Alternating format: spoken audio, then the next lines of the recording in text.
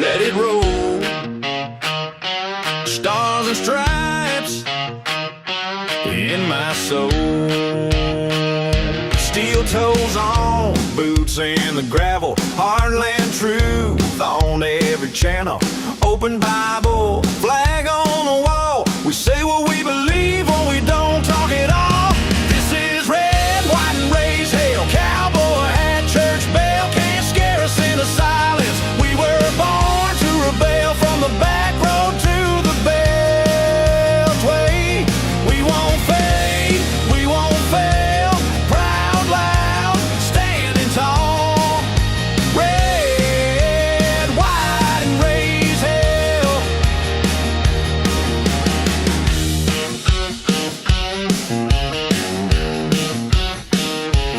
We back the badge, we guard the border. We love our guns and law and order. They try to shame every word we say, but we don't bow down, we just press play. This is red, white, and raise hell. Cowboy hat, church bell. Can't scare us into silence. We were born to rebel from the back road to the bell. Hey, we won't fade, we won't fail. Proud, loud, standing tall. Red, white, and raise hell.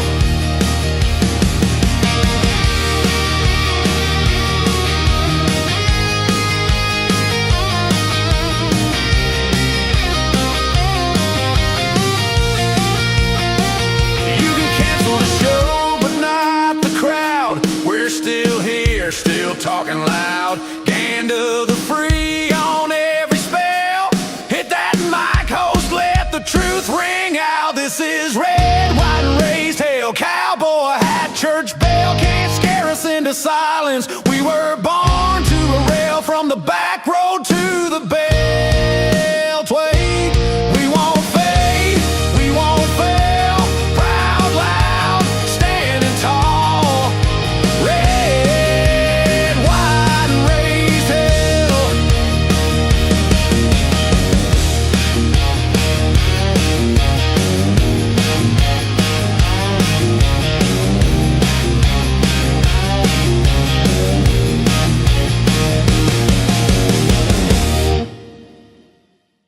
Now, before we start with our guest who's been sitting patiently in the green room, let me give you 2 minutes of what our guest does. This is Support Our Shields. Dylan, fire that.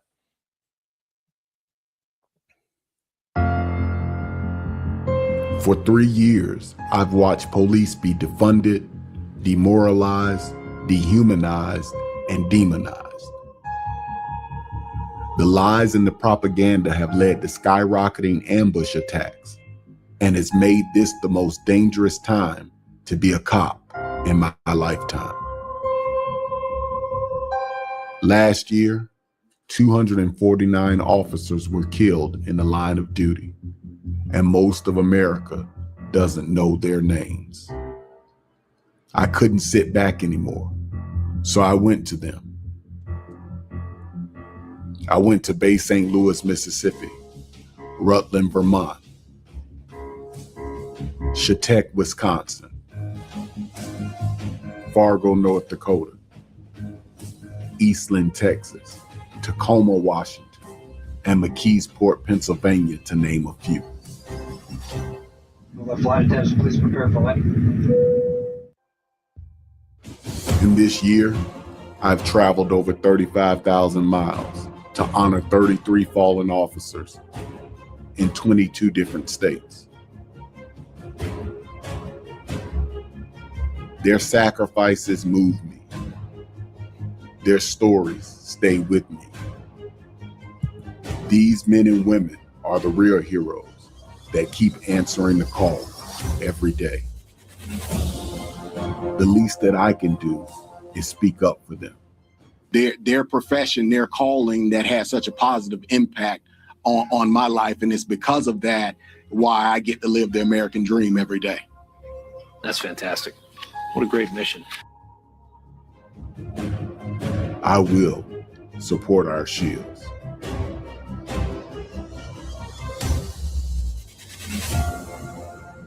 kind of hard to watch that without being extraordinarily inspired. You talk about a labor of love, and you talk about a man who just wants to say thank you and to pay respect to his, to these heroes. That's what Hollywood Henry Morris is all about. He's in the green room right now. So without further ado, let's welcome the founder of Support Our Shields, Hollywood Morris. Hollywood, thank you very much for making some time to sit with us this morning. How are you? Good, sir. Bob, thank you, my brother. I am totally blessed to be on with you. Thank you for giving me the opportunity, of course, as we draw closer to Police Week. So hope next month, well, actually this month in a few weeks, that we're drawing the attention to the men and women that totally need it. Amen to that, brother. Listen, I've done a lot of work for police organizations and events, and through my career, I've spoken at many functions, and I'm aware of a lot of groups. I was not aware, I'm ashamed to say, until our mutual friend, Sheriff Bruce Zukowski from Portage County, Ohio, gave me your information and said, because the sheriff spoke at an event that I actually hosted in support of ICE agents and CBP last month. And he said, Bob, you need to know Hollywood. And obviously, I didn't know about Support Our Shields. So give me the background of that. When did you start Support Our Shields? I know some of that was contained in the video we just watched. And what was the impetus? Yes, I started it in 2021, but I actually, it was the Defund the Police movement, Bob, that was the catalyst for me. And when I say the part in the video about living the American dream, that was definitely not how my life started. I was born and raised in the inner city of Fort Lauderdale, Florida. I always tell people, Bob, this is not the part they show on the tourist videos or the intro to Miami Vice. And so the zip code for the area that I come from, 33311, when I left, Bob, had the highest adult illiteracy rate in the state, and also had the highest rate of HIV/AIDS infection. So this was normal, the drugs, the dysfunction, and to see what law enforcement was doing locally, in my life from a kid. We were not raised with this defund the police rhetoric, in the 70s, 80s, and 90s. And those relationships were positive because of the explosion of the crack cocaine epidemic. And although I didn't go into law enforcement, it was these officers, my school resource officers, a lot of my high school football and little league coaches were police officers or worked in law enforcement. So they steered me in a different direction, although the neighborhood that I grew up in was extremely rough, to say the least. And so I had those positive examples. And like I said, although I did not go into law enforcement, I went into media, hence the name Hollywood. 2020 was a wake-up call, because I literally saw a narrative being formed and being promoted, with a lot of money behind it. And most of my media involvement, Bob, was with churches. My largest accounts were National Baptist. And I'm watching them allow BLM Antifa type activists to sit down with pastors and instruct them on how to basically not only defund the police, but dehumanize and demonize them. And I wanted to respond to that, knowing that what was interesting, the video from the event last night ties into this, and you and I didn't have this conversation previously, but COVID was the eye opener, because at that point, Bob, I'm making the most money I have made in my career. Because remember, most of the churches, just like you guys share, were shut down. So I'm being flown across the country. I was in Cleveland every month, and I'm watching what is being said by the experts in mainstream media like you shared. And then I'm watching what people are saying on the ground and how their businesses and communities were being destroyed in real time. And the morale for law enforcement was going lower and lower, and their death toll and ambush accounts were rising. And we're trending back in that direction, sadly, again, 6 years later. Hollywood, I get it. That makes perfect sense as to why and when you started it during the defund and abolish. Because remember, there was Yes, abolish the police, defund the police. They literally correct. wanted to eliminate it, replace people with social workers, replace officers, and all the rest. And in a few cities, I mean, they did it, Yes, and I mean, they reduced the forces down to like skeleton crews, thinking this is going to make people safer somehow, some way. It took the blink absolutely. of an eye for them to realize, okay, we got to start hiring again. Hollywood, it's 6 years later since the start of all of that in 2020, since the summer of George Floyd, and Yes, there are still the numbers are still, I mean, they can't hire people fast enough now because they have demonized the profession so correct. much. And the heroes that you honor, you know, traveling into 22 states and honoring those who have sacrificed their lives in service to their communities, you know, there are people who are watching that saying, I don't want to be a part of it. I don't want to be a part of a profession where I'm so disrespected for putting my life on the line for other people. They can't recruit Correct. fast enough now. So I don't even know. What's it going to take, do you think, to restore the damage that was done or repair the damage that was done during that time? Absolutely. It's going to take a nationwide awakening that I'm blessed to say that you are a part of. And like you said, Sheriff Zukowski is a part of. And what has happened is that through this, like has happened, I think, since the formation of our great nation, is trials have brought the right people together. It's brought people like me and you and him together, and even some of the people that you shared the stage with last night, because think about just the past week, about what we've seen nationally. And while it's not a direct law enforcement issue, it has an impact on it, which is, look what happened with the SPLC getting indicted. And we're seeing that, mind you, remember the impetus behind the defund the police was that cops are racist. They're hunting unarmed black men. Remember, you heard that we've made George Floyd a saint, a career criminal. And what we found out through this is what people like me who've worked behind the scenes and like you have been trying to expose for years, is that the supply for racism in America didn't reach the demand, so they made it up.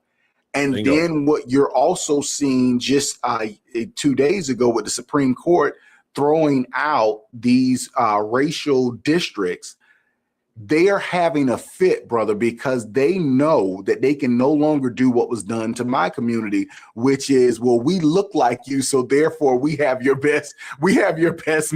We want the best for you by destroying your family and your community, all in the name of social justice and restorative justice. It's been one of the biggest scams ran on the country. And what we cannot do, and that's why I respect you so much, is you have to be willing to speak out and be willing to take the hits and the financial cost that you and I know will come, because the future of our nation is that important. Yeah, that's very well said, Hollywood. And there's so many different directions to go here with everything that you say and have said, Yes. and that you're doing with Support Our Shields. But there's something I want to hit. Like, do you doom scroll like so many Americans in the social media generation we're in right now? Do you scroll a lot of videos, right? Yes, absolutely. All right. If your algorithms, and I suspect given what you do, they are, if they're similar to the ones that they feed me, you probably see a ton of the videos of traffic stops and officer interactions. And Yes. what I want you to speak on, if you can, is we have gone from defund the police to defy the police. Yes, Unlike absolutely. anything I've ever freaking seen. Now, maybe I scroll too much. And of course, as for those who don't know the way it works on social media, if you hover on a video for 4 or 5 seconds, it's being recorded. Okay, that one captivated him for 4 or 5 seconds. He's into that one. Give him another one like that. And then another one. And the more of them you watch, and if you start saving any of them or sharing any of them, you're in now. And they're going to keep feeding them. So maybe it's me, but I don't think so. But I see so many of these interactions where people just feel like they can mother F the police to their faces, and they can, and they get away with controlling or attempting to control the interactions as if they were the authority figure and not the person wearing the badge. Defund the police has become defy the police. It is disgusting. It is reprehensible. And most importantly, Hollywood, it is dangerous. It absolutely is, Bob. And this is a great point that you bring. And that is why when you said, remember, they said defund, but you have to understand how the left operates. It's what they don't say, because and it was what they weren't saying in public. But if you went to BLM's website, they laid it out before they got caught and they changed it. It was abolish prisons, abolish law enforcement. Yes. So remember, this ideal, we got a grasp of it as a nation in 2020. But this started back in 2014. And so you have what has been termed the Ferguson effect, which is, one, police officers back off, crime goes up, these communities fall apart. But the second part of that I think we're just grasping now is that when these things happened before, like you and I are old enough to remember the riots in LA, Rodney King. What people didn't understand now that is so different is the viral, because of social media. And so what would have taken years to circulate now has become an attitude that is reinforced, because again, they think that if this, remember the term, pigs fry 'em like bacon. Remember, that's what BLM was chanting in the streets, right? See, they're echoing this in our public schools, of course, in our colleges and universities. So they're already creating an atmosphere for everyday Americans that the police are out to get you and they're not to be respected. And this is amazing. Remember this, Bob, in 2020, one of the things that they were screaming about, if they could not get police defunded, this is what I think you do a great job at exposing with your show. The same people that were saying that they wanted the police completely defunded and that we should reimagine policing, remember that was the phrase that we got, were the same people that also said that they wanted police departments to spend millions of dollars for police body cams. Every officer has to have a police body cam. Well, Bob, check this out. 6 years later, now you got the Yale did this report the end of last year, that body cams, basically what they say is that the body cams are racist, because it shows the behavior of the same people that were claiming that they're victims and the cops are after them. Like you said, what we see in these online videos every day is people assaulting and defying and escalating interactions with police officers unnecessarily. Now they say, and because the body cam footage has led to 98% of the offenders being arrested and only 1 to 2% of the officers being either official report or reprimand or even legal action being taken, then again, Bob, you could have known where the end of this was going to be. It's racist. It's your ultimate backfire. And you know, I mean, what's hilarious about it too is when you get into the comments of these videos and how many people are like, just take him out, just put, you know, I mean, literally, they're like, how are you letting them do that? How are you letting them smash the window? Why did it take 17 minutes? You know, why do they get to demand a supervisor and then you got to sit there and be berated by them? People are like, get him, officer, get him. Yes. And you know what that is? Prior to the body cams, if they had gotten them, they would be accused of excessive force. But now the people get to see for real. That's not excessive. That's damn too late. Go do it. Yes. For crying out loud. Take control of the situation. So people are really, a lot of people are starting to open their eyes for the first time to what cops actually face. And before the body cams, people had no idea. And here's the flip side to that, Bob. At the same time, to go back to what you said about the staggering numbers of our retention and recruitment that we're dealing with nationwide. Like you said, the people who would have gone into this calling, because this is more than a career, brother, to put yourself in harm's way every day, to not know if you're coming home. That's why it has impacted someone like me who has never worn the badge, to say that that's not a regular American citizen. These people go above and beyond for people who we've seen now in these videos that will spit on them and call them every name but a child of God. So what has also happened is people have said, just like you're saying about, why am I going to go into this? This is not worth it, because the other part of that, you know, of the defunding was the play, like you said, the defying. The defying also leads to the frivolous lawsuits. And we have these George Soros, in most cases, back DAs, prosecutors that play this game. And I've had the chance, thankfully, to this year, I actually started last year to work with the Police Officers Defense Coalition. I was just in DC this week, and they have several cases, Bob, of officers who have been fired. They're being prosecuted. And the cases are ridiculous. A lot of them even stem back from the riots in 2020. But this is a part, they're playing a game. This is an attack, on multi fronts. And so like you said, you have the defying, you have the defunding, you have the dehumanizing. It is all, remember, I like how we're staying with the D's. The core of these Marxists, these cultural Marxists, is to dismantle. They really mean that, to dismantle the United States of America by tearing it apart, tearing up all of our institutions from the inside out. And we can put our heads in the sand, Bob, and think that this is not happening, but they mean exactly what they say, and their goals have been exposed. Yeah, Hollywood, great point. And what really sickened me is that I played the nice video, or the video of you kind of introducing what Support Our Shields is all about. But I know on your channel there on YouTube, there was a recent one about 6 officers killed in a 48-hour period. And obviously, I want to connect that to what the other D that I brought up a few minutes ago about defy. When you normalize defying police and knowing they're not going to, unless you go really, really way past what the mark should be, when they allow you to do that and people see it and they scroll, they can stand. Doesn't it embolden them to take it a level past that defiance to attacking them and to completely disrespect the badge itself, as if I can do what I want to do, and it's leading to more fatal encounters with officers. It absolutely is. Bob, think about this, and I want your audience to grasp this morning. This is May 1st. As of today, we've already had 36 officers killed in the line of duty in America. And just like I said, in that video that you played was actually 2 years ago.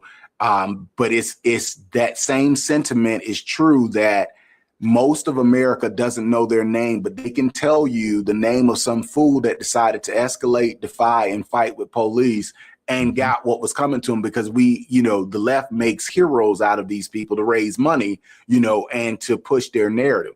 So we've had 36 officers already killed. And like you said, that video that I did last week, since that video, those were, 6 in 48 hours, we lost another 4 the past week. So we were at 30 when I was in Texas and lost 4 in the past 7 days. These numbers aren't sustainable. And that's the warning, it's the canary in the coal mine, if you will, of understanding the chaos that we're heading towards as a nation. And then think about this, already the FBI stats, we have over 12 have been ambush style attacks. So this is literally see a cop, go and just open fire on them for no reason. This is not even a related stop to the perp. So because it's like you said, when that rhetoric is no different than this clown that you saw at the correspondence dinner over the weekend, when we read what his writings were, he was radicalized. He was radicalized by the left. And that's why the Dems don't want to talk about it, because it's their own work. You see, they conveniently play that game, right? But had he noticed what's different about it, and this ties into our topic, because when they can play the race narrative, notice how quick, if they can find that the suspect is white, you get that blasted on the screen within seconds. You're right. Seconds. When it doesn't fit the narrative, we don't know the identity. We play the whole we don't know game when it doesn't fit their narrative, that, it's racist white supremacists running around the country that we now have found out were being paid by the Southern Poverty Law Center. You notice how this runs together. The mafia called it a racket. But yes, this is what is happening. And then when you think about, like you had Sheriff Zoo, you guys talking about supporting ICE and how they're under attack, let this hit. The assaults on ICE agents are up 1,300%. 1,300% in a year. The vehicular assaults are up 3,000%, and you know how that went viral with Renee Good. And the death threats are up 8,000%. That's not normal, Bob. No, it's not normal. And you read my mind, because that's where I was going next on this. As a matter of fact, I think we've got this queued up here. Dylan, can you give us just a couple of minutes here of Sheriff Zukowski from the ICE event that we did? I want to ask Hollywood about this after we watch a little bit of the sheriff's remarks at the ICE appreciation event that we had. Go ahead. Well, hello, everybody. I'll tell you, this is refreshing because you are my kind of people. I'm just going to start out by saying that. So thank each and every one of you. And thank you, Bob, for getting this thing going, because I'll tell you what, like you said, there's nothing out there like this with ICE and supporting ICE right now. I don't know if you've ever heard of something called TDS, but it's real. It's real. And Bob and I discussed this. And also Tom Z and his wife, Nan, I'll tell you, two great people. And I got to point out Brandon Rossi, too, over here. Brandon, wave your hand. This kid right here is the reincarnation of Charlie Kirk. Great turning point representative. I love this kid. And I'll tell you what, anybody ever gets a chance to listen to this kid speak, he speaks way beyond his age. I mean, just great. So love him. Let me start a little bit just about myself. I'll be 35 years in law enforcement this November. Okay, Dylan, let's go ahead and pause that there. I just I was hoping to hear part of what his message was rather than the intro, and that's okay. Let me bring Hollywood back up here and talk about what that event really was. I don't know if we can fix that screen, Dylan, and get Hollywood back on the screen there. Can we make that happen?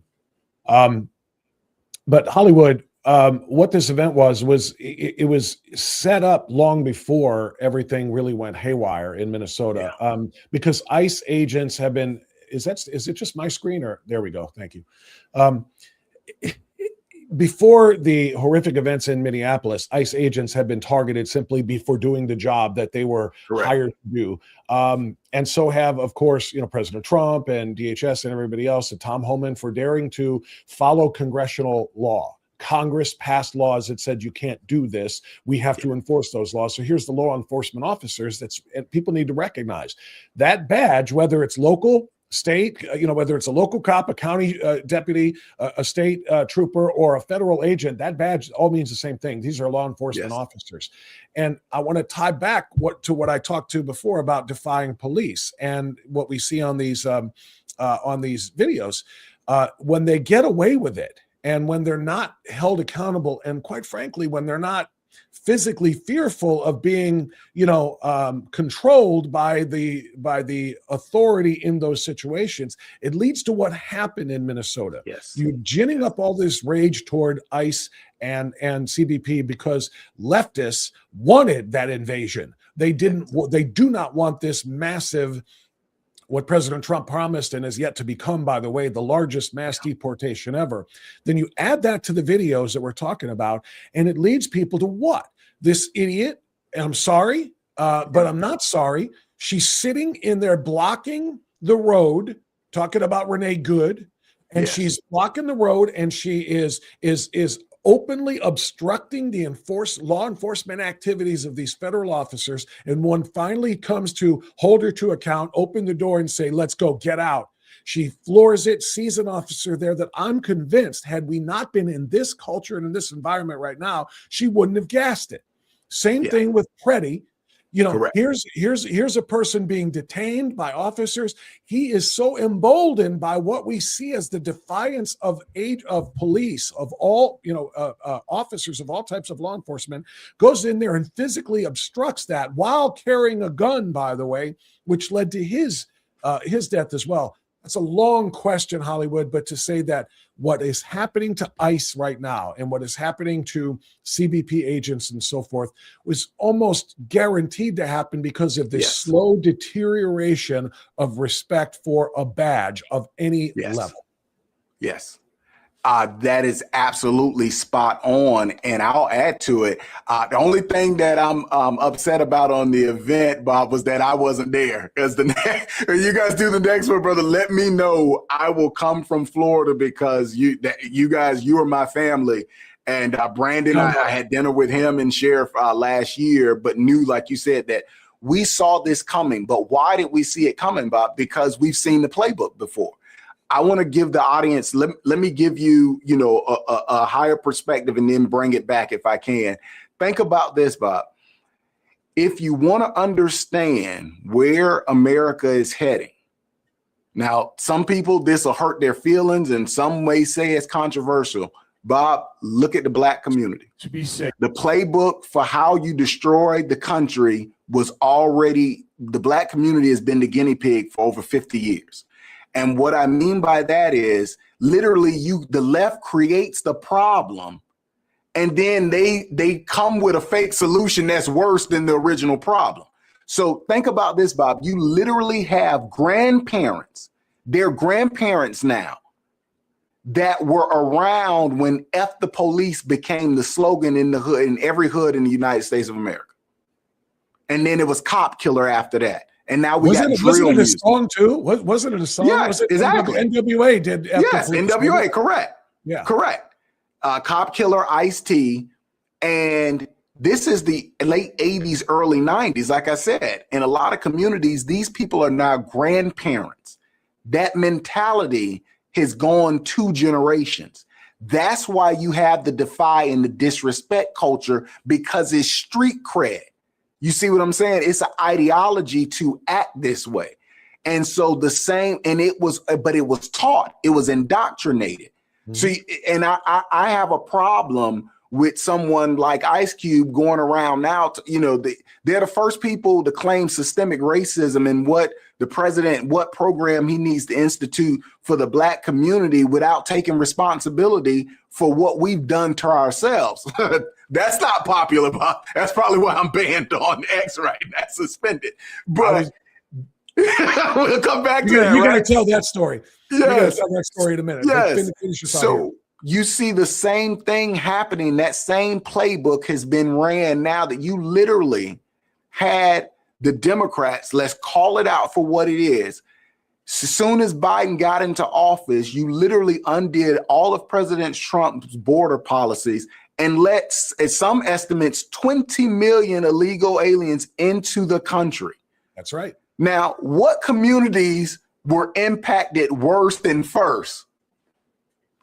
You see how that works? So now the same people are complaining, but this is exactly what you voted for. And then when ICE comes to, like you said, enforce the laws that Congress has passed, they literally, this could have been avoided by just giving DHS access to the jails. That's what Sheriff talked about all the time. And that's why he said, in Portage County, his county, and in many others, he just was out there talking to Sheriff Lamb in Arizona as well. And those who get it understand that. And that's why you don't have riots and you don't have, face-offs and you don't have everything else, because the agents are not forced to go into the community to find these people that they're seeking. Correct.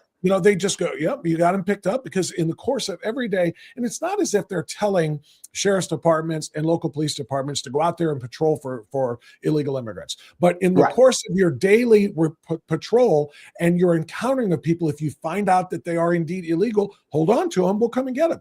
And Hollywood, it's Bob, it comes to behavior patterns and method of operations. They've broken the law once to come in the country. We know that these South American countries release their prisons, sent them here. So our crime rate skyrockets while theirs drops to the lowest in our lifetime. That's not by coincidence. So they're going to commit crimes here.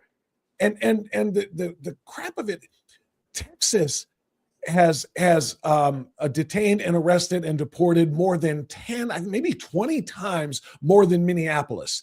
And yet and yet they don't have riots down there, and they don't have Right. what's going on now. Why is that? And it's because Right. of what you just said. Law enforcement there locally is cooperating with federal law enforcement, and so you don't have to go and raid places. And then, by the way, because they like to say you're trying to break up families and you're trying to arrest the landscaper and the day laborer at Home Depot. No, you're not. They're there to get Right. bad people. But when they find the bad people in the community, if they're surrounded by, and there is a tendency to congregate with other, Yes. other individuals, we find other people who are illegal too. They're getting swept up in it as well. If they just keep them in the damn jails and cooperate, all of these neighborhood, sweeps would not be happening, and we wouldn't Right. have. It's working in Texas. You would think Colorado and Minnesota and other places would learn that. But Bob, this is where it comes full circle again. You know who was separated from their family? I was when my parents were arrested. But you see the game that is played, and these same liberals didn't hop on TV. Well, my parents were breaking the law. That's going to be the consequence of it. But you see how it's framed. And so, again, this is where it goes back to culture, Bob, because these same people are the same ones that promoted no snitching culture in the hood. And when the neighborhoods fell apart, now, again, I'm the sellout because I moved out. But I realized you can't convince a whole community to see righteousness as a way of life. For those who choose to stay, God bless you. I'm like, yeah, I'm taking my bride and we're going out into the country. But it's that, and so you have the same thing that happens there, Bob, when you're seeing it on the body cam videos. You and I actually have a new project that I'm working on, Cops versus Chaos, that just is my reaction to these body cam videos. Bob, you see cops roll up. It's a government ran apartment complex, Section 8, and they immediately get swarmed. 30, 40 people who have nothing to do with the incident. Where does that not look like California and Minneapolis? See, it's the same mentality. They're being told to interfere, and then when everything goes sideways, they're the victims. But think about what happens. These They're being communities, told Bob, by have the been governor, for crying out loud. Yes. Remember when Yes. Tim Walz told them, get out there and take Correct. your phones so that we can collect evidence to put Yes. them on trial? Who's them? The illegal aliens? No. No. The agents. We Right. want evidence against the agents. I mean, Yes. they told them to go out and get in their faces. Correct. Now, the same community will then complain, Bob, about the crime. We're seeing it. Think about the Ferguson effect. The businesses shut down. The grocery stores, they get robbed into oblivion. They leave, and the people hop on TV, Bob, and say, it's systemic racism because we live in a food desert. It's incredible, Hollywood. And you're telling these stories and you're telling this Right. truth. And for some reason or another, you've been shut down. You just mentioned it a moment ago. For those who don't know, Sheriff Zukowski, and by the way, that whole video needs to be watched of our whole ICE event. We Yes. called it a Frontline Freedom Festival and ICE Appreciation event. And Sheriff Z, after he participated in that, he sent me Hollywood's name and a little bit of information about him. And the way Hollywood and I connected was on direct message on X. Thanks. And Hollywood reached out and said, "Hey, brother, let's set this up or whatever." And I was absolutely, we'll get it done. And from the time he first reached out to me till the time we got this scheduled and set up, I didn't know this because I actually went back today to load up for his appearance. I wanted to load up a screenshot of his X account by which he contacted me. So I clicked his name. Our conversation on direct message is still there, but I clicked his name and it said, account blocked or account suspended. Yes. Clearly, I clicked something wrong somewhere because X doesn't do that like Twitter used to do. What the hell is this all about? And I tried it again, and sure enough, it says Hollywood Morris's account is suspended. So Hollywood, give me a story. Yeah, this has been literally within the last week. The last thing that I posted, Bob, covering this was the officers that we lost, like you referenced, the officers on last week. And I did not pull punches, in that video saying that this is a stain on our country and on these people who claim to be leaders that literally are gaslighting these clowns into attacking our law enforcement officials. And I came, like you said, went to log in DC. I did update that I was going to DC, that I would be working with Police Officers Defense Coalition, that we were meeting with some leaders in Congress about important bills. One that's controversial to some is qualified immunity that I referenced, because these officers are being sued into oblivion for actually doing their job. And apparently someone on X thought that was hate speech. It is, like you said, I agree with you. I've definitely seen an improvement.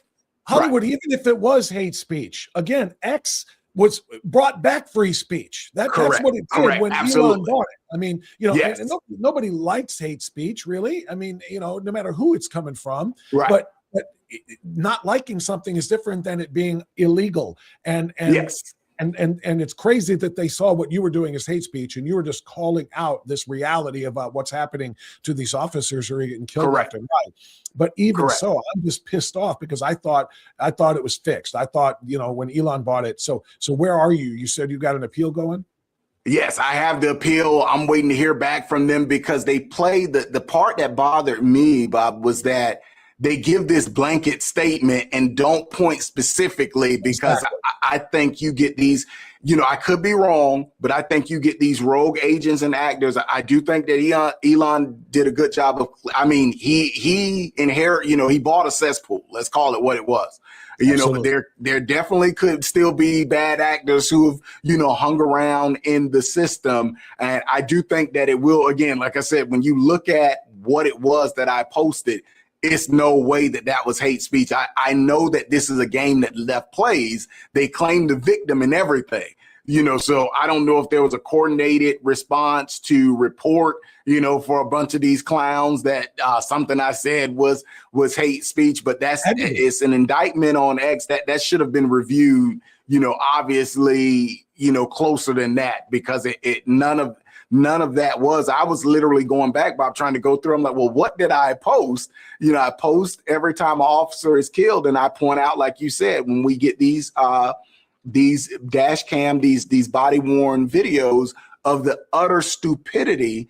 And I mean, we both know, like we said, Sheriff Zoo, and he has the famous slogan FAFO. And I'm like, I'm sorry if that hurts your little snowflake feelings, but we got to get back to a place in American society, Bob, where, if you F around, you're going to find out. That is binary. And our generation understood that. We've lost that, and people think that there's no consequences for their actions. It's making America, it's making our nation less safe, but it's definitely making the calling of police officers far more dangerous than what it should be in the greatest nation on earth. I have to believe that when human eyes get on what you posted, you'll be reinstated immediately. Because I feel like I love Elon and what he has done in a lot of ways. Work with Doge and the work with absolutely back to the social media platforms. I do love that, but I think the one thing about Elon is he is so about AI and so about the automated technology, which is what so many of his companies are based on. He's probably got machines, and once a few people reported your thing because of their snowflakery, the machines, the bots, the whatevers, the AI monitors said, "Oh, well, this is bad enough. We got to exit out of there." As soon as human eyes see it, hopefully, I think you'll be back on there, which you should be, because prior to X, I mean, when it was still Twitter, I got enough of my stuff banned and blocked. I quit it altogether. I had almost 50,000 followers, and I said, "F you, I'm out of here." This is before I knew Elon was going to buy it and fix it all. Yes. I still haven't rebuilt it up. I've got like 13,000 people on there now, but it really ticks me off to see it happening still under Elon's leadership. Hollywood, I want to take you up on what you said. By the way, we're not done up here supporting ICE. I'm going to send you one of our shirts, by the way, too.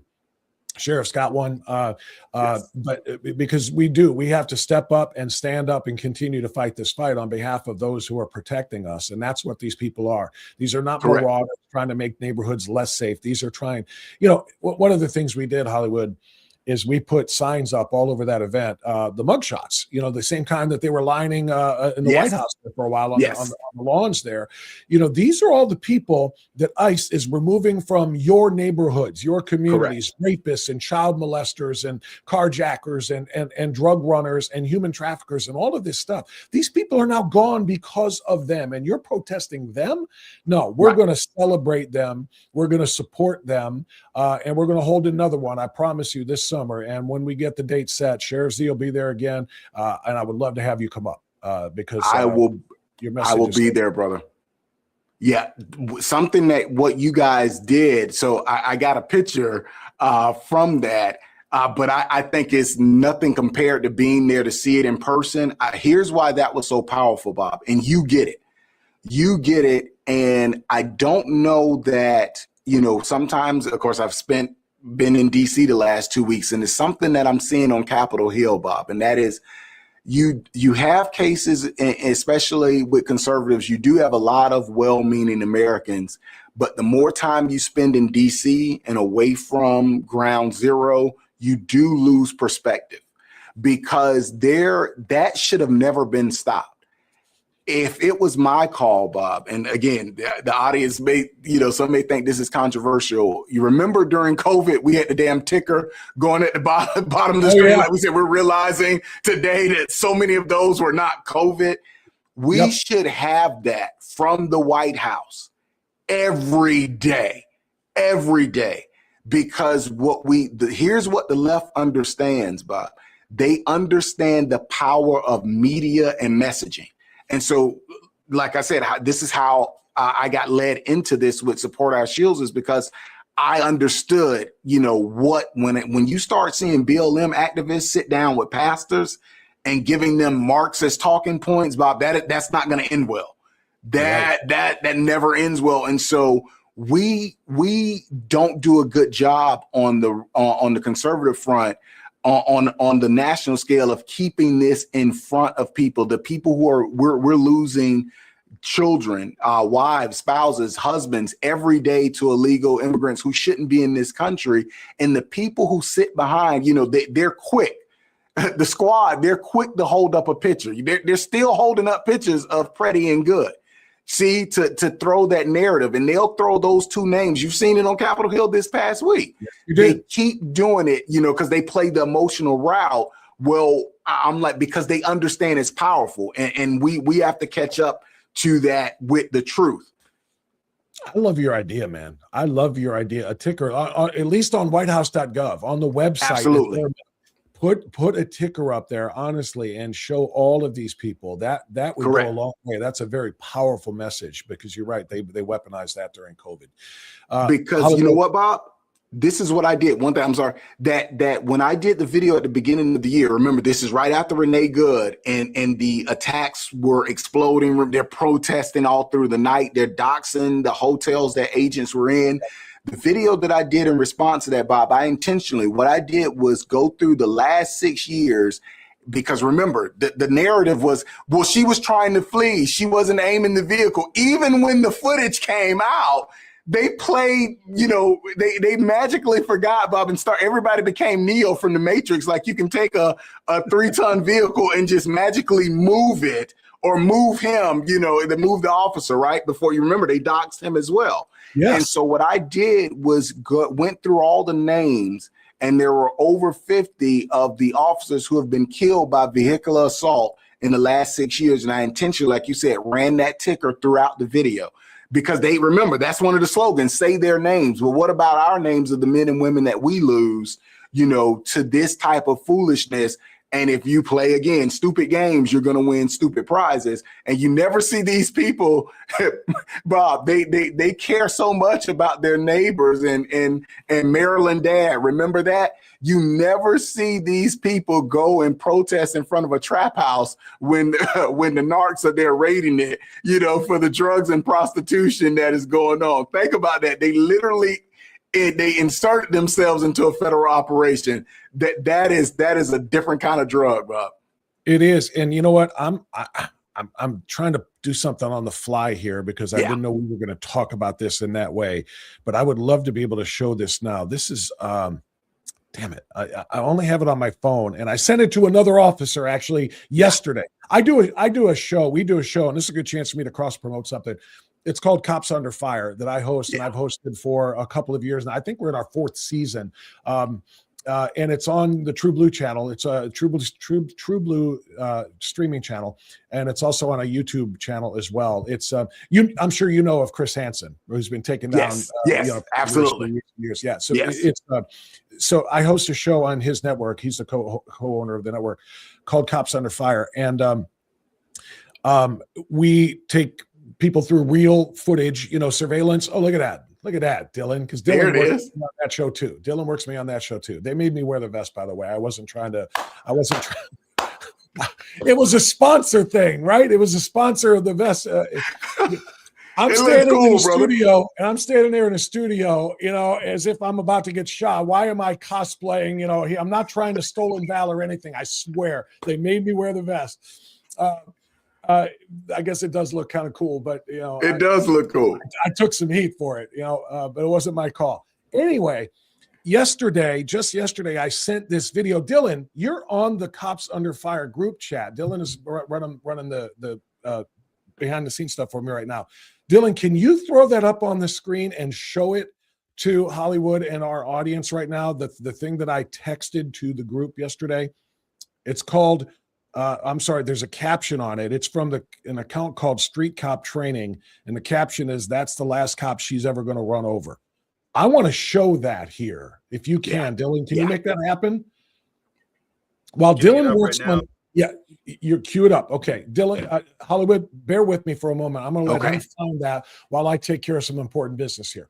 And that means I want to talk to you about our friend and foundational partner of Strictly Speaking Unfiltered, Mark King, and the good folks at Keeping Medicare Simple. Mark's team is amazing. And those of you who have met him because you are already in Medicare and you needed advice on how to get to the best plan for you, you'll get the most benefits for the lowest amount of cost. That's what it's about. And they make it complex on purpose because it's hard to find that. All right. And the more you have to pay, the better the insurance companies like it. But Mark cuts through that complexity. And as you can see, for nearly 40 years in Northeast Ohio, he's been keeping Medicare simple. So if you're already on Medicare, you call Mark at that number on the screen, 440-832-8936, and find out if you're in the best deal, the best policy, and the best coverage you can get. If you are not yet into Medicare, you're aging into it this year, turning 65, retiring, you call Mark and make sure you get in the right policy for you from Jump Street. Okay. So he can help you whether you're already in it or if you're aging into it. Okay. Call that number. And it doesn't have to be during one of the enrollment periods either. Go to the website, learn more. You can see that there too. KeepingMedicareSimple.com. And then call that number, 440-832-8936. That is Mark King and Keeping Medicare Simple. And by the way, I want to throw something else out here too. This is just kind of an extra because Mark is such a great patriot and a Christian man. His daughter is doing some amazing things as well. And he asked me if I would throw this up there. And I said, absolutely, because we don't have enough good things like this to celebrate. His daughter runs a Christian dance studio, Christian ballet. She wrote a Christian ballet that's being performed in Medina this weekend. In fact, tonight at 6:30 at Medina at the Haddad Theater in on the Square. Tonight at 6:30 and tomorrow at 2:30. It's 144 North Broadway in the Medina County Admin Building, second floor. It's called Escape from Pirates Cove. It's Christian. It's beautiful, and she is uber talented. So a little shout out to Mark King, his family, his daughter, and that event. If you are at all interested in something uplifting and inspirational like that, please consider attending one of those performances tonight at 6:30 or tomorrow at 2:30 in Medina. So Mark, thank you for being such a great friend of our show and a supporter. Dylan, do you have that video up and ready to rock? Okay, let's go ahead and share that screen and see if we can do that. Hollywood, thank you for indulging us. Okay, now if you can make that any larger, Dylan, see if you can enlarge that a little bit. Yeah, there we go. Oh, it looked like it was getting bigger. Sometimes the screen won't get bigger. Yeah, it does the screen. Just the commentary or the language does. Okay. Well, see if you can block out that. Yeah. Okay. There we go. It's not perfect, but Yeah. let's play this because I want people to see what we're talking about and what you just Yes. mentioned about aiming those vehicles. Go ahead. Can we get audio on that? 299, he's fleeing. Get out of the car! Get out of the car! Get out of the car! Now! 299, she almost struck me. Get out of the car!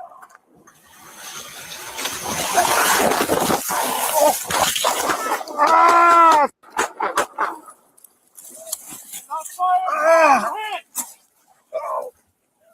Dylan, pause that now and fast forward up to the other officer's body cam where that starts, because then you're going to get. We saw it from the perspective of the officer got hit. That's probably fine right there from the officer who got hit. Now look at it from the perspective of his partner, the one who had to respond. Go ahead. Get out of the car!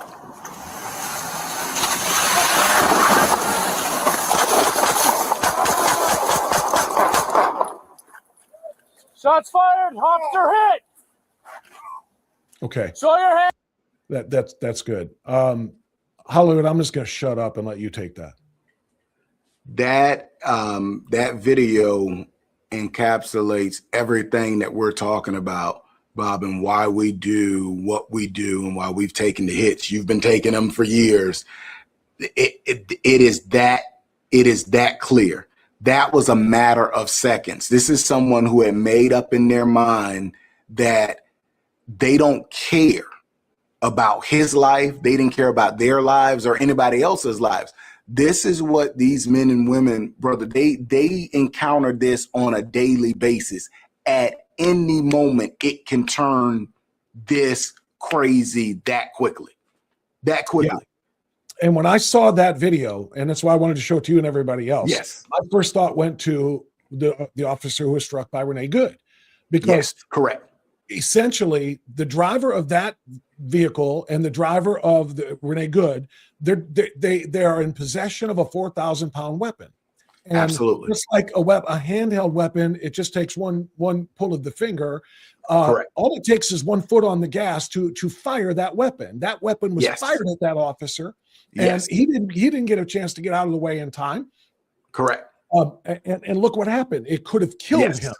And Yes. and what happened in Minneapolis, that officer couldn't get out of the way in time, so he had to try to defend himself because Correct. the Renee Good had fired her weapon at him first. That is literally, Exactly. that's what I wanted people to see. And I saw that was one of the best videos. And I'm so sorry it had to happen to that officer. And I don't know any details of his injuries. Yes. It Yes. looked I'll like he follow up on it, survived. Bob. Okay. But I was glad to see it, because the first thing I want everybody to think of is that's what was facing the officer in Minneapolis. Everybody was mourning, oh, poor, Renee Good. She was a poet. She was and a mother. Yes. Yeah. And she fired a 4,000-pound weapon at an officer, and that's why she's dead right now. I'll let you Right. finish And that. again, Bob, remember what I said in the last segment is that this is the game that is played. Every time you have this where the left wants to make a martyr, remember, they always turn them into a saint. Regardless of the criminal record, George Floyd, Rayshon Brooks, we go through Jacob Blake, you go through the Freddie record. Gray, Like, Michael Brown. yeah, we could run through Freddie them Gray. all. Yes, exactly. Michael Brown, a perfect example, because they showed the picture of him. They take a picture from 4 years ago or his graduation picture. That's not the person that the officer encountered Wilson that night, who literally, when DNA evidence proved that he was pulling the gun out of his hand. If he had gotten that gun away from him, how do we think that story ends? Well, we've seen it. He executes him right there in the street. Yet we literally did a hashtag, hands up, don't shoot. And it spread globally, brother, globally. You got And LeBron the people- James and his teammates all running Yes. out onto the court, hands Correct. up, with wearing those warm-ups, Right. hands up, don't shoot. I mean, Yes. And here's the thing. But Bob, they don't live in Ferguson. They don't live in Watts. They don't. LeBron came out and actually said something true for the first time in a decade. Oh, he doesn't like going to Memphis. We know you don't. We know why. They don't live in these areas, and Overtown, Liberty City. They are not trying to go near them. Yet the people who are economically stuck, they need these officers keep them from living the purge in reality every day. And yet these people make money with private security. They'll never, and behind, and living in gated, gated mini mansions, they will never place themselves in harm's way. And they will never live in the hellholes they complain that they claim to care about. Hollywood, it's God's work you're doing, man. Shining a light on Thank all you, of brother. this and supporting the fallen officers through Support Our Shields. Website, YouTube channel. How can people see more of what you're doing? Yes. The website is supportourshields.com, and the social media that is still up, IG, Facebook, and YouTube, is all at Support Our Shields. Now, in the video that you played, Bob, at that time it was 33,000 miles. Sadly, because we've lost so many officers since then. Now I'm closing in on 100,000 miles, and it's 75 officers in 33 states now, and I'm heading to Maryland and Delaware this summer. So the work continues, because sadly, the men and women we are losing on a weekly basis, who are sacrificing everything for people that in many cases hate them, and in a lot of cases the public will never know their names, and that's why I'm doing what I'm doing. Well, God bless you for doing it, Hollywood. I appreciate it. It was an honor to talk with you, and we'll continue to pray for our protectors. Thank you, brother. It was an honor to be with you. And this is the first time, like we said, we're a family. When the event, anything that's happening that way, Bob, you reach out to me, brother. I will be there. You can count on it, brother. Thank you, man. I want to get into something now, and it's gonna be uncomfortable because I'm a Catholic. I'm so over the Catholic apologetics that continues to go on in particularly the educational institutions. Catholic high schools becoming woke, Catholic universities becoming super woke, and I want to discuss that. The murder of the young 18-year-old college freshman Sheridan Gorman in Chicago by an illegal alien, Jose Medina. It is infuriating for a lot of reasons. And there's a reason I just said illegal alien 4 times in a row, because I want to emphasize that's what he was, despite the fact that the Catholic university at which the victim attended school doesn't seem to want to acknowledge the fact that her life was snuffed out by somebody who should not have been here at all.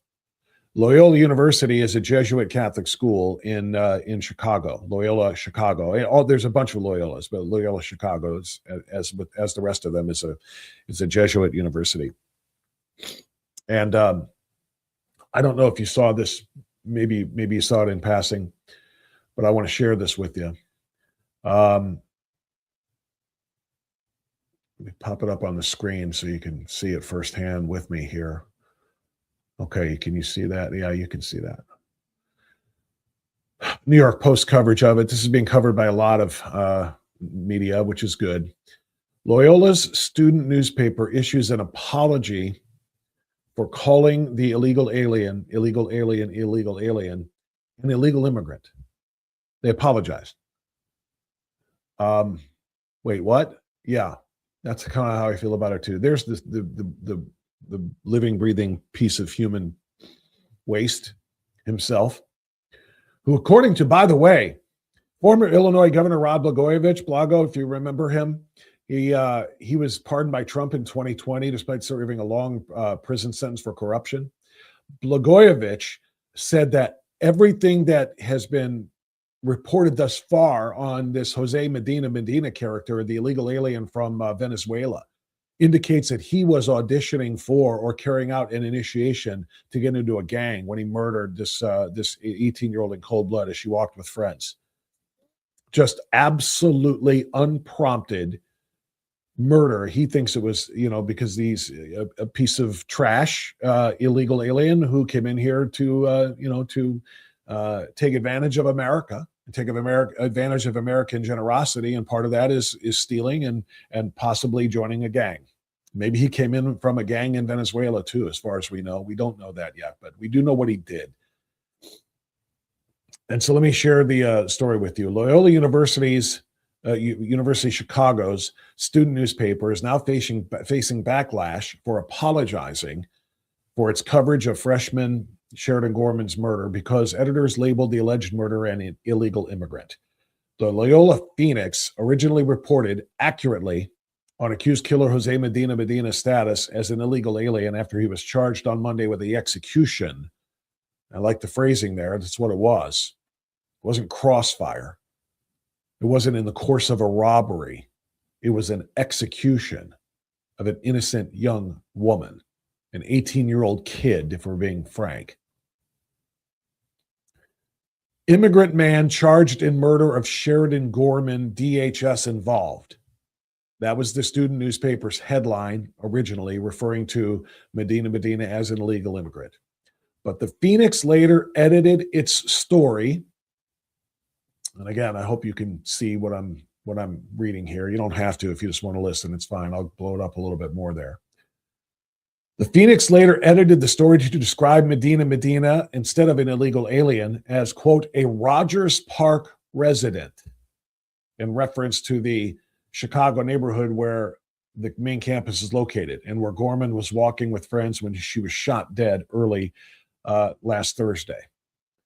Quote, the headline didn't reflect the most important elements in the story, and it was taken down minutes later to prevent any further harm to affected community members, the newspaper said in a lengthy editor's note on the article. Let me just pause there and make sure you understand what that just said. Affected community members. Who's affected more than the family of Sheridan Gorman? Who's affected more than that? Oh, we don't want other illegal aliens in Chicago, a damn sanctuary jurisdiction, to be upset about being called illegal. Those are the affected community members they're talking about. We don't want to do further harm to other illegal aliens that we won't call illegal, so we can't call him illegal. Holy crap.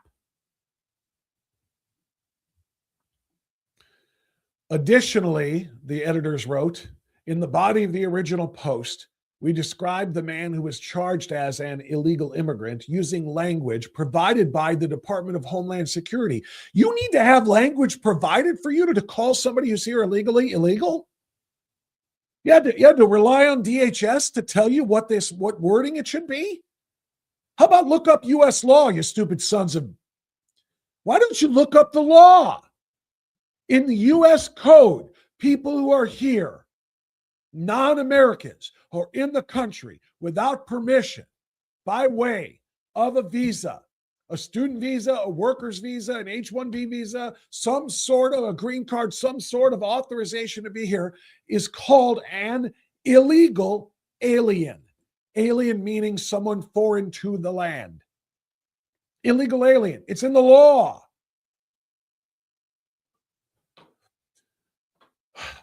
That language, quote now, that language does not align with Associated Press style, nor does it align with the values of this newspaper. What values does your Catholic school newspaper have? Do you have values that suggest that killing someone is kind of bad?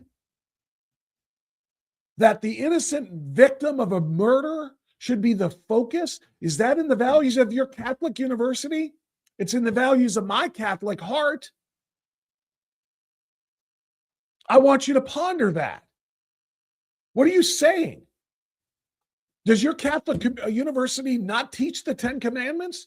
Do they skip over, if they do, the one that says thou shalt not kill, that should be the top priority in this case? Not the feelings of the killer or the other shared community members of the killer, those who are also illegal aliens?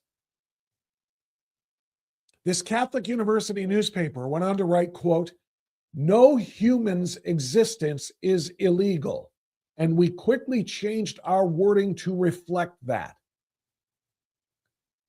Despite noting in the article that Medina was living in the United States illegally, according to DHS.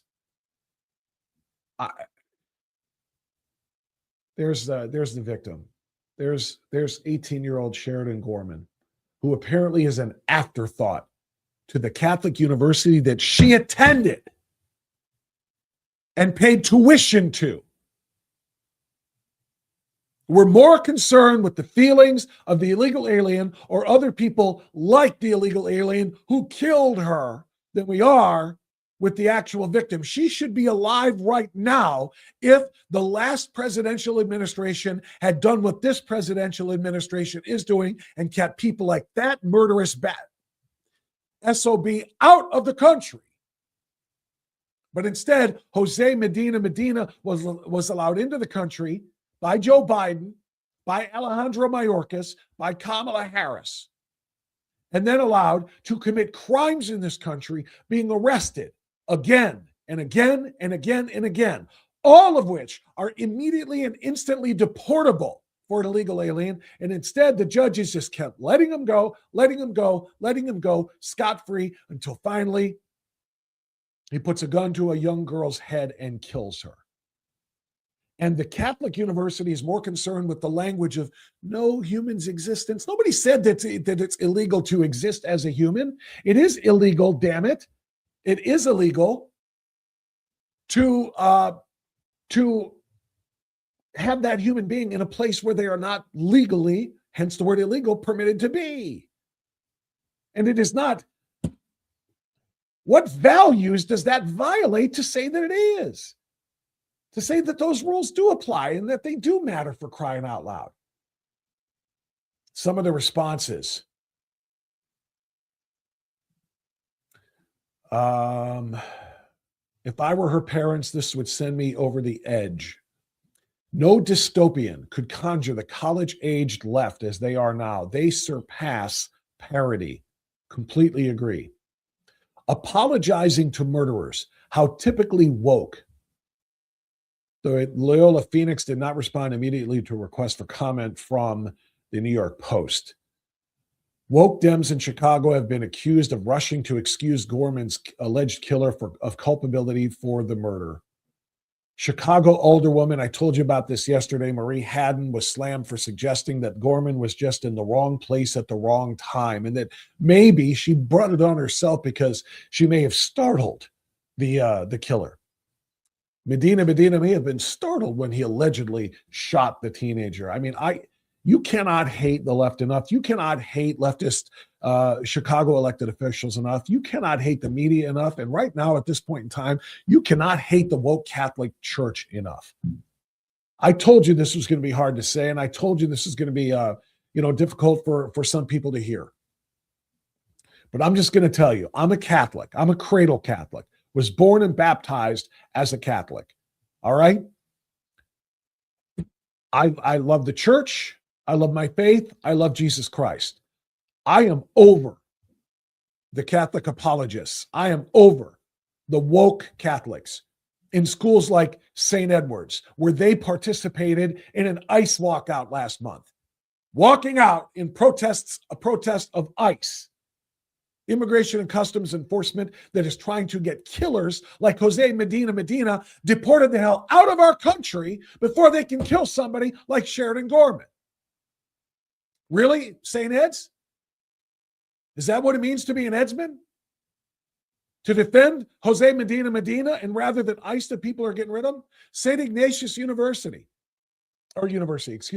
Ignatius School.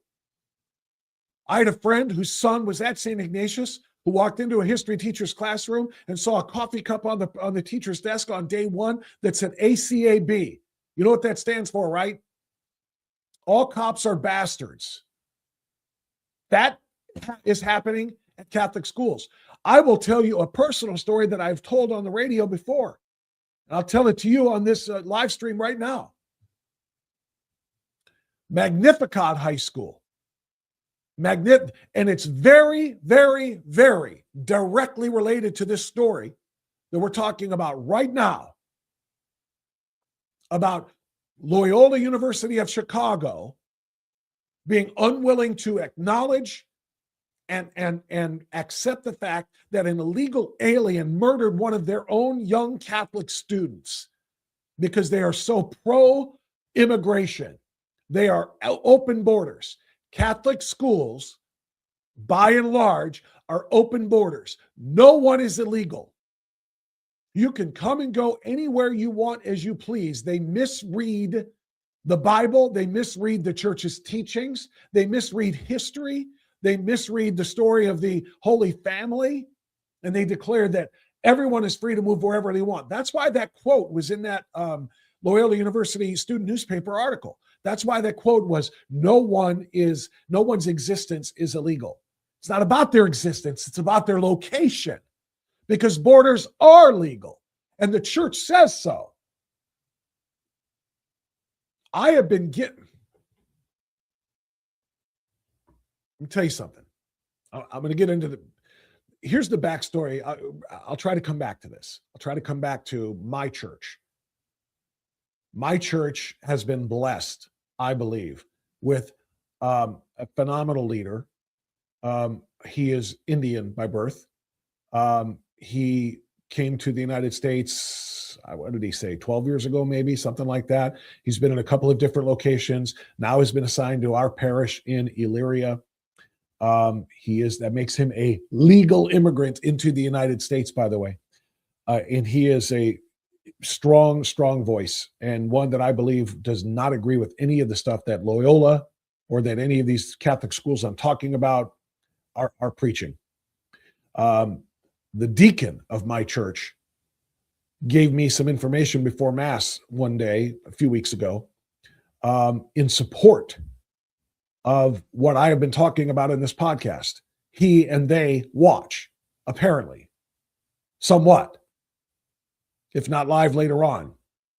He gave me some information from Catechism 2 that underscores what we are talking about right now. So this isn't to castigate or impugn all Catholic leaders or all Catholics, obviously. But Catholic universities and Catholic schools have lost their way. They've lost the plot by pushing and promoting this open borders nonsense that allows people like Medina, gang members from MS-13, gang members from Tren de Aragua, human traffickers, sex slave traffickers, drug cartels and drug runners, terrorists from Middle Eastern countries to just come into the United States and victimize American citizens at will. That's not what the Catholic Church teaches. That's not what the church leadership needs to crack down on their educational institutions. These Catholic universities and Catholic schools are completely missing the story by saying that there should be no borders. And more priests need to find their voices. More priests and leaders and deacons need to say this stuff publicly from the pulpit in homilies. And I'm lasered in here on this university and on Catholicism, my faith right now. But I will say this about all Christians. And I would say this to all rabbis and anybody that preaches in a synagogue, that God and being a believer in the same God, God does not want complete and open chaos. God gave us order. And part of order is being able to make rules and to make laws and to establish ourselves as nations. God created all of the nations of the earth. He didn't create one great big nation.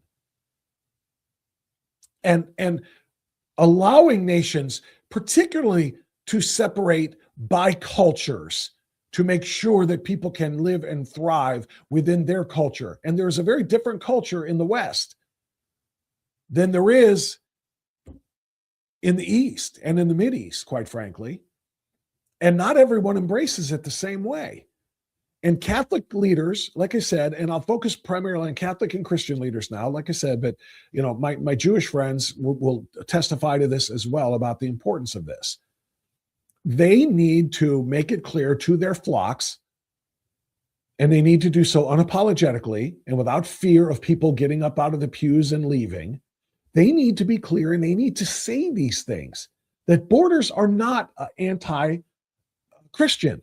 Borders are not anti-God. Borders are part of order that God gave us a command, essentially, to enforce. All right? The Catholic schools have lost their way.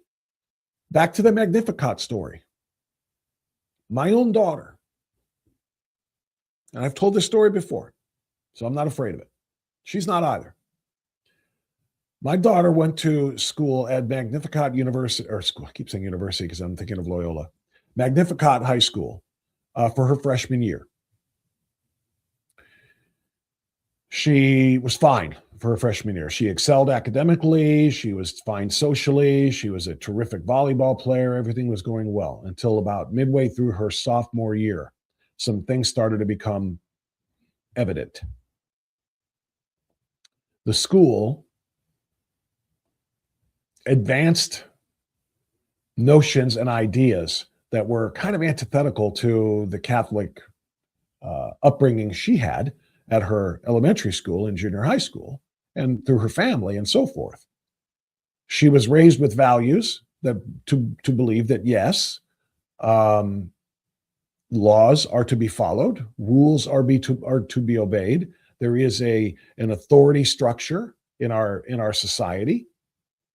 And helping people help other people is a good thing, but helping people to harm other people is a bad thing. And so she made it through those first 2 years. And then it was first semester, junior year, that something happened that she just simply could not abide by. They were, actually, this happened at the end of her sophomore. No, I take that back. So it was Christmas of her junior year. Yeah, the fall semester of her quarters of her junior year. So it was around November, December. They were doing something at that Catholic school, which a lot of them do. There was, they like to, help the needy. And so, sometimes they'll have the giving tree where you pull a card off of the giving tree and it's a request for a gift from somebody who's less fortunate, some of the impoverished and so forth. And you buy a gift. There are all kinds of things like this. Well, one of the other things they did was we're going to do a fundraiser. And we have to decide what fundraiser or what organization we want to benefit from the fundraiser we're doing for Christmas. And the school decided to choose a charity that provided and supported through funds and through charitable giving organizations that were helping illegal aliens cross the border and make it up into the United States and to find their way into American communities. Their argument was, no one is illegal, and these people are just trying to get to a better place, and we're going to give them food, and we're going to give them water, and we're going to give them money, and we're going to give them whatever it takes to get where they're going. They were helping migrants, is the way they phrased it. My daughter and one of her best friends at the school said, wait, what? We're doing what? We're facilitating illegal immigration. We're paying for and supporting illegal immigration into this country. That's against the law. We can't do that.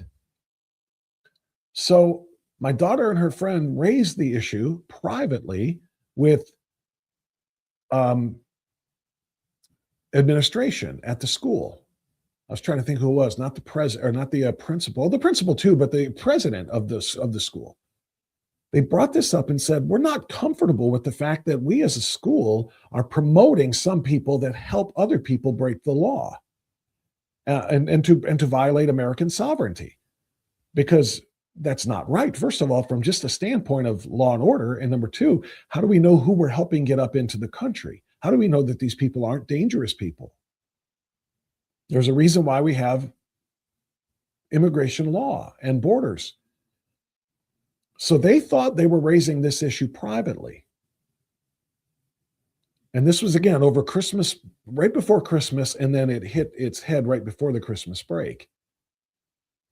And they thought it was private when they were in the, I guess it was a conference room where they were talking to the school, and this is, I'm so proud of her and her friend, because they had guts. I mean, you're talking about facing some headwinds as the whole school apparatus is about helping this. And they were like, it's not right. So they were having a private conversation with the school principal and the school president in a conference room, but the windows and the blinds, were open. And some of their fellow students were outside after school, saw them in there talking about what they were talking about. And apparently then that word spread like wildfire that these two girls were opposing the illegal immigration funding for Christmas that the school was behind. Soon whispers in the hallways became open ostracization and criticism that got so uncomfortable that my daughter and her friend pretty much stayed to themselves for a while and really didn't socialize very much because they were pariahs. It reached a head when there was a school assembly in which students were presenting, I think it was like a talent show type thing. And one of them decided to do a poem and to recite her poetry. And she wrote a poem without using my daughter and her friend's actual first names, but she wrote a poem about two people that, were racists, bigots, whatever it is that the language that they use. And the entire auditorium of 800 girls, because this was the rehearsal. This was the rehearsal. Or I'm sorry, they had rehearsals, and this was the school assembly version of it that was going to be the performances that would be done for the public whenever the talent show was going to be done, for parents and whomever else. So that means the performance that was done for the student body had been rehearsed and thus had been seen by the adults, the staff members, the directors, whatever, of the talent show. In other words, they knew what the content of this was. And when they did it in the student body performance, and they said about two people who were, bigots or whatever the language was, every head in the auditorium snapped around and looked at my daughter and her friend. And they were terrified. She called us in the middle of the school day, right after that, in tears. My wife and I could not have sped faster from Elyria to Rocky River to get those administrators into a room with our daughter and with her friend and her friend's parents as well to demand action. And they wouldn't do a thing. This was a Friday, and they wouldn't do a thing because they actually agreed with the students who were bullying and ostracizing the two girls who were standing up for the law and standing up for protection of American citizens, they wouldn't do a thing. That was a Friday. By Monday, she was enrolled at Elyria Catholic. To my great pride, Elyria Catholic, and to my knowledge, it's been a little while now. My son graduated in 2021. My daughter graduated in 2019. So it's been a few years. But to my knowledge, it is one of the only Catholic schools in the diocese in Northeast Ohio that has not gone woke. Because I've heard some of the same crap at Holy Name. I've heard some of the same crap at, like I said, Ignatius and Ed. St. Joseph, the other large all-girls school like Magnificat, unbelievably woke, crazy town. EC, I'm proud to call my alma mater because I graduated from there. My wife graduated from there, and both my son and daughter did. EC took her in after Magnificat did what they did. And like I said, it was not that way there. And she was proud to graduate in green and white. I'm telling you this personal story because that's already been told many times, and I've put it online too. But I'm telling you this personal story because that's the kind of courage that it takes. And I want every Catholic to know that.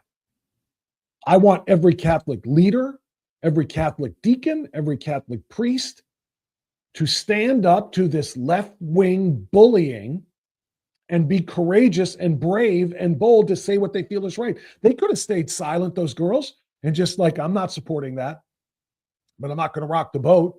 I'm not going to lose all my friends. I'm not going to lose my social circle. I'm not going to, create this, this wall between myself and other students. I'm just going to be quiet. No, they went to the administrators asking for something to be done the right way. And it turned out the way that it did. That's courage. And that's what I want Catholics to do. Stand up for what's right. And all Christians, like I said, and all of my friends in the Jewish community too, stand up for what's right, regardless of what some of the leaders in your particular faith are doing and saying. Do what's right. Loyola University of Chicago has created such a Catholic university has created such a backwards culture at that school that the Catholics who write the school newspaper were apologizing for being Catholic. It's essentially what they're doing. We're sorry that we actually called a murderer who killed one of our own, one of our friends. Insofar as that she was a sister in the university, she was a freshman, she was one of us.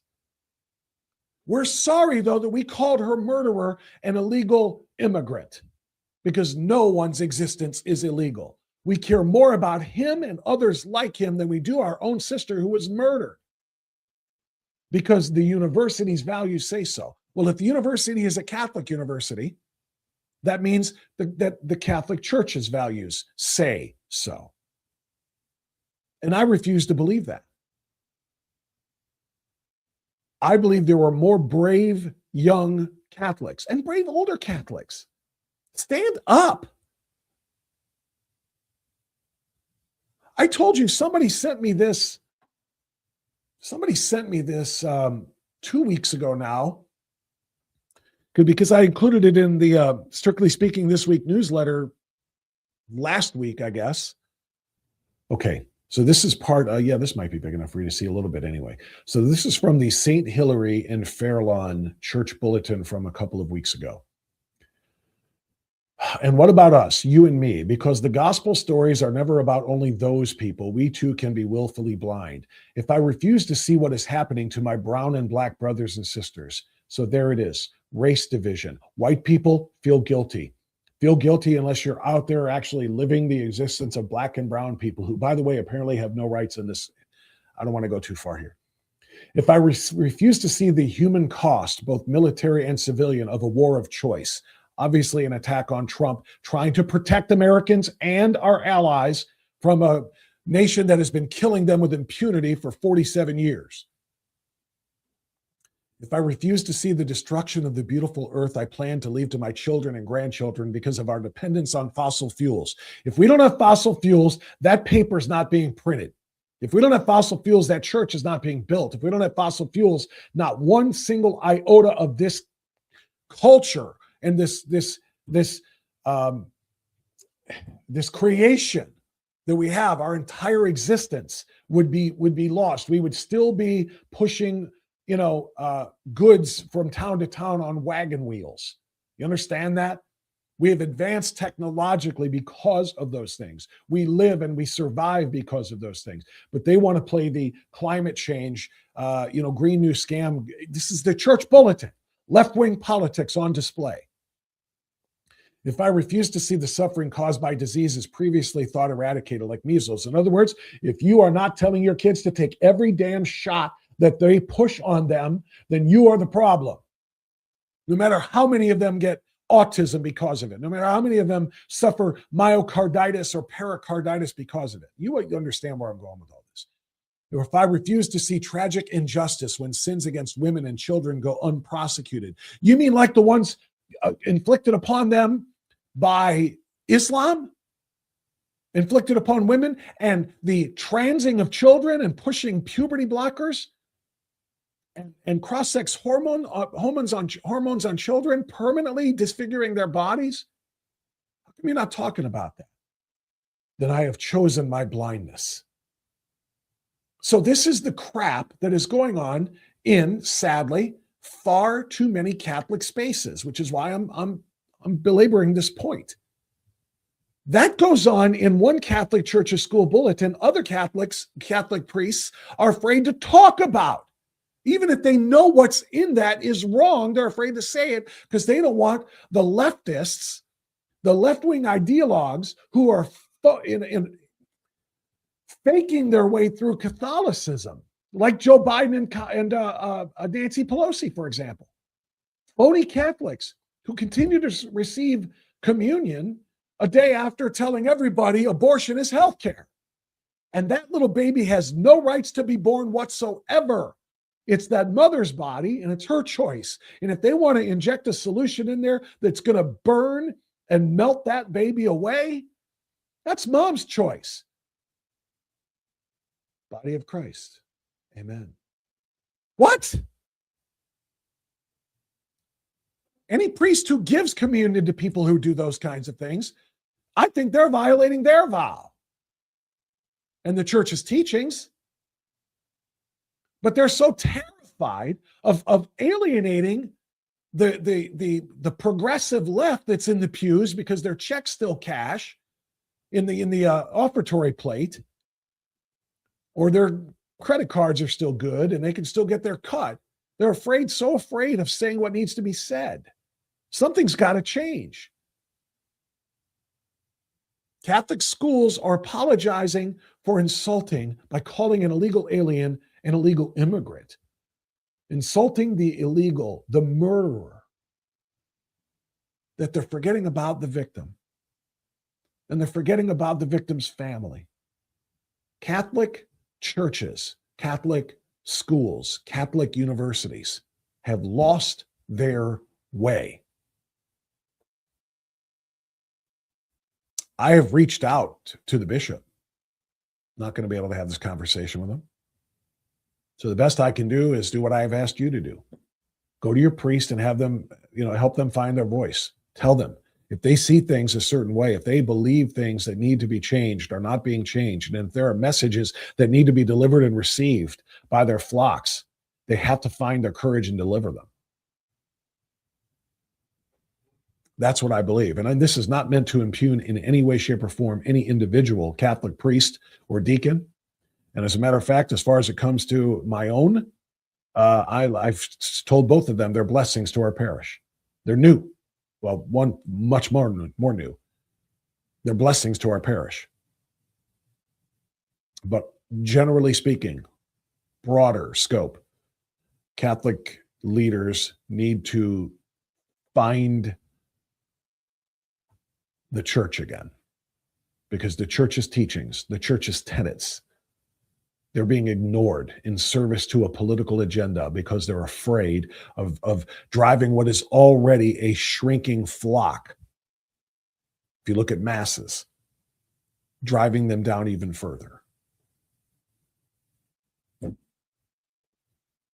God bless Sheridan Gorman. God bless her family. God bless Laken Riley and her family. But we can go through the list again and again and again. But you're on either one side or the other. There's no middle ground here.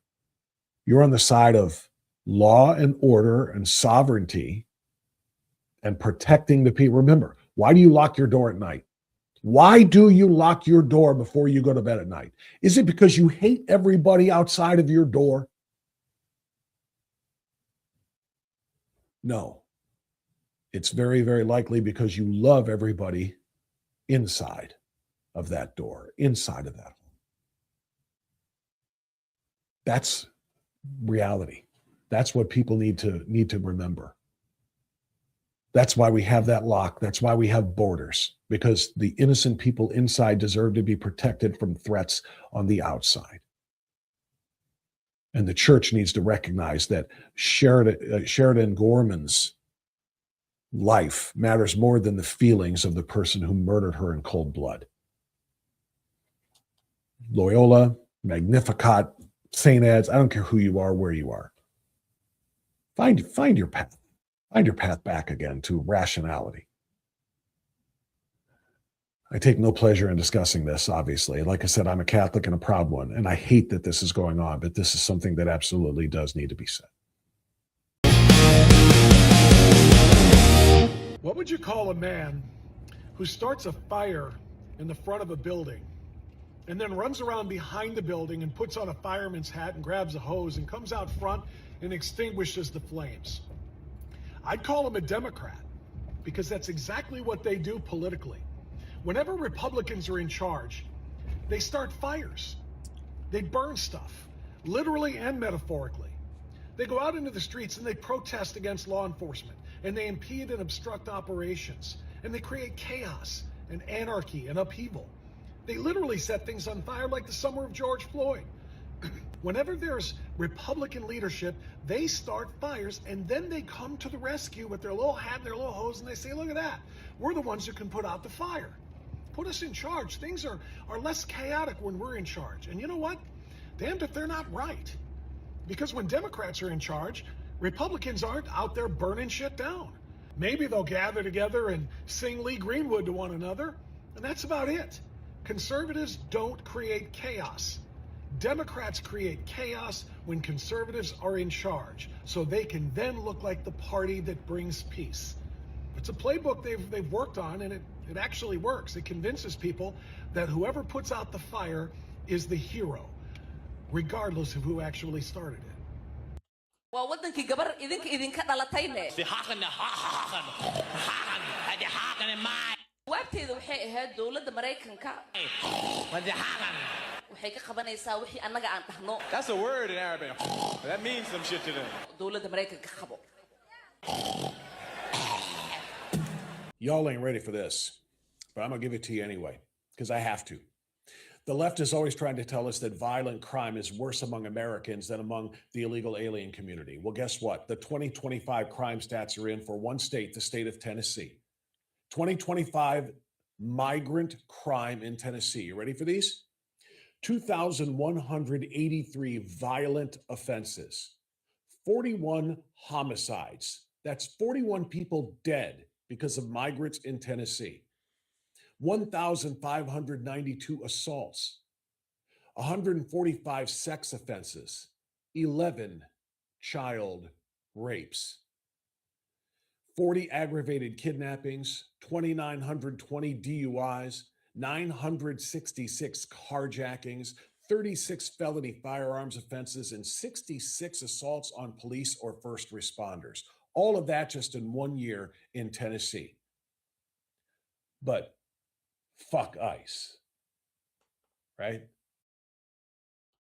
I think it's important to know exactly what kind of people we're dealing with. And no, I'm not talking about the freaking Iranians. I'm talking about the American liberals, the American left, the Marxists, the Democrats.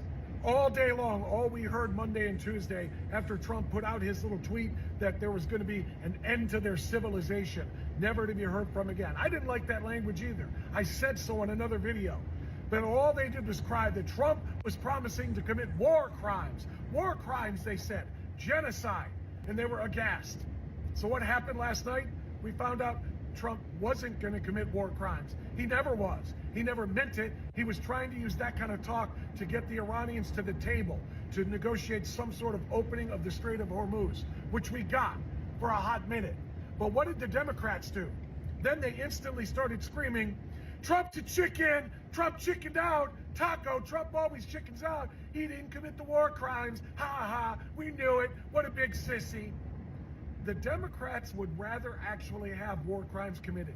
They would rather see the blood of thousands spilled so they could impeach Trump, try him in The Hague, and then say, see what we did, we got rid of our orange man bad. They would rather see blood spilled than see Trump actually negotiate some sort of a peace in the Middle East. That is who we're dealing with. Normal people believe in locking criminals up. Democrats believe in no cash bail and leave our criminals alone. Normal people believe in more police to protect us. Democrats believe in abolish the police. Normal people believe in vaporizing drug boats before their poison can get to the United States. Democrats say you give those cartel members due process. Normal people want illegal aliens, especially criminal illegals, out of the country. Democrats, you leave our illegal aliens alone. Normal people believe men should not be in women's locker rooms, restrooms, shower rooms, and sports teams. Democrats say, what's a woman? Normal people believe in lower taxes. Democrats believe in highest taxes possible, let the government decide how it's spent. Normal people believe in meritocracy. Democrats believe in DEI and hiring based on what you look like. Normal people believe there are only two sexes. Democrats believe there are 179. And they're all interchangeable. Normal people believe in America first. Democrats believe in send our tax dollars overseas for crap that we have no interest in whatsoever. Normal people believe in protecting our kids. Democrats believe in pornography in classrooms. Look, the bottom line is there are two different types of people. And when we say we are not the same, God damn it, we mean it. But she was a poet. She was just a poet. And you know, poets would never hurt anybody. The Minnesota mom, you know, much like the Maryland dad, the Minnesota mom would never hurt anybody. Okay, well, I'm a poet too. Are you ready? Here's mine. Tell me what you think. Roses are red, violets are blue, and if your trained Marxist anti-ICE warrior ass tries to run down a federal agent in your SUV, he might shoot you. We will prove that there is no problem too large for government to solve and no concern too small for it to care about. Government is not the solution to our problem. Government is the problem. All right, so our first poem went over so well and was so well received, I figure it's time for a sequel. So this one goes out to supporters of that special Minnesota mom. Here we go. Ice is cold. Fire is hot. You attack an ICE agent, you're gonna get shot. All right, so our first poem went over so well and was so well received, I figure it's time for a sequel. So this one goes out to supporters of that special Minnesota mom. Here we go. Ice is cold. Fire is hot. You attack an ICE agent, you're gonna get shot. Explain this to me like I'm a 6-year-old. Tell me how this guy... Let's admit the truth. Everywhere people go, they're asked for a social security card. In fact, one way to prove you're a bona fide person who can have a job is to ask for a driver's license and a social security card. This is an anti-fraud amendment. Is also this guy. South for decades to prevent people of color from voting. If you can't find a birth certificate or a proper ID, you'll be discriminated against. This is vicious and nasty, and we're not reviving Jim Crow all over the country. These people stand for absolutely nothing.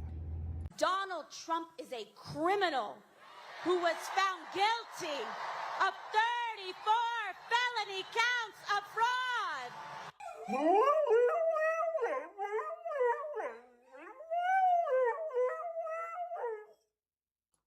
First Amendment guarantees us the right to protest in this country. It does not guarantee us the right to obstruct law enforcement. It does not guarantee us the right to obstruct justice. It does not guarantee us the right to create dangerous scenarios for our law enforcement. And any left-wing asshole that says otherwise can go straight to fucking jail. So it would appear that I touched a nerve with some people with my last road rant, talking about the Trump regret syndrome. Yeah, conservative Republicans who are regretting their vote for Trump because of $5 a gallon gas. That's not what I voted for. I didn't vote to go to war with Iran. I didn't vote for $5 a gallon gas. Can't you just admit Trump is doing a terrible job? Are you outside of your freaking mind? Because of $5 gas? Listen, most of what I have seen from Donald J. Trump in the last 16 months is exactly what I voted for. I voted to seal the borders, and I got sealed borders. I voted to deport illegal aliens, and I'm getting illegal aliens deported. I voted for ICE to be massively expanded by 10,000. I got it. I voted for them to not take any crap from any protesters and anybody else trying to stop them from enforcing the law, and I'm getting it. I voted for lower taxes, and we got them. I voted to end DEI in public schools and universities, and it's gone. I voted to keep men out of women's sports, and they are. I voted for so many things that Donald Trump is giving us. Lower taxes, first and foremost. I voted for all of those things. No, I didn't vote to go to war with Iran, but I voted for a president who would make sure that our national security was of paramount importance. I voted for somebody who would make sure that our military was capable of stopping whatever threats that we might face. And guess what? Iran is a threat that we absolutely might face. It's something that every Democrat and Republican over the last 47 years has promised to deal with. But they were all afraid of what was going to happen. Energy prices were going to be impacted. Gas prices were going to go up. And so none of them had the guts to rein Iran in. President Trump did. And does it suck to pay $5 a gallon? Yeah, we covered that in yesterday's road rant. But if you are legitimately, seriously still thinking you regret your vote, you not only have TRS, Trump regret syndrome, but it sounds like TDS is creeping in as well. All of this is to be blamed on the president, yes, but you're blaming the wrong damn president. The one who brought all of these people here, criminals, grifters, welfare fraudsters, terrorists, the one who brought them all in is the reason why we now have to drag their asses all out. Blame the Skeletor, the Crypt Keeper, the bones and the corpse of Joe Biden for 4 years allowed all of this to happen.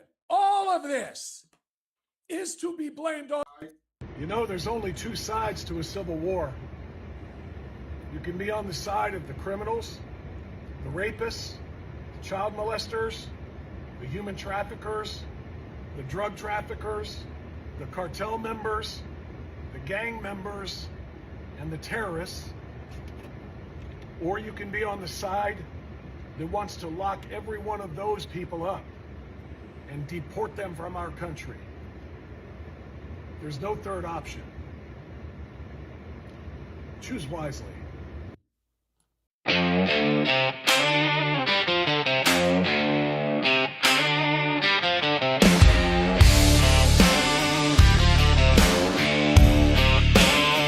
Clock in at midnight, vest on, boots laced. Another name on the paper, another hard case. Got a wife back in Lubbock, kids in their Sunday best. I ain't some villain in a movie, I'm a man doing my best.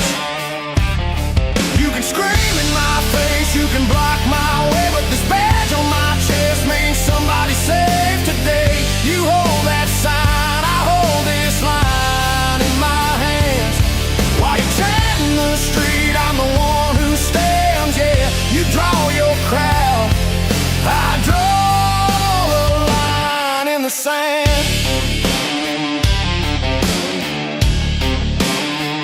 Saw you playing for cameras, shoving phones in my crew, spitting words like traitor, like you know what we go through. When you circle that transport like it's some kind of game, there's a scared little girl in the backseat, you don't even know her name. You can scream in my face, you can block my way, but this badge on my chest means somebody's safe today. You hold that sign, I'll hold this line in my hands. While you're chanting the street, I'm the one who stands. Yeah, you draw your crowd, I draw a line in the sand.